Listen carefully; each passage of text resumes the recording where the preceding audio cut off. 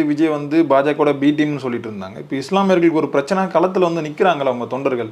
இதை நம்ம ஒரு பாசிட்டிவ் யாரை பார்த்தாலும் இப்போ அவங்க பிஜேபி பி டீம்னு சொல்ல ஆரம்பிச்சிட்டாங்க. சொல்லாது இப்போ எந்த கட்சியை முஸ்லீம் லீக்கை வேணா அது பி டீம்னு சொல்லாமல் இருக்கலாமே தவிர பாக்கி எல்லா கட்சியும் இது பிஜேபி பி டீம் இது பிஜேபி டீம்னா அது நமக்கே குழப்பமாக இருக்குது. ஆனால் எல்லாருமே பிஜேபி திட்டுறாங்க. சீமான் பிஜேபி விமர்சிக்கிறாரு, விஜய் விமர்சிக்கிறாரு, ஏடிஎம்கே கூட சமயத்தில் சில நேரங்களில் ஏதோ ஒன்று சொல்லிவிடுறாங்க.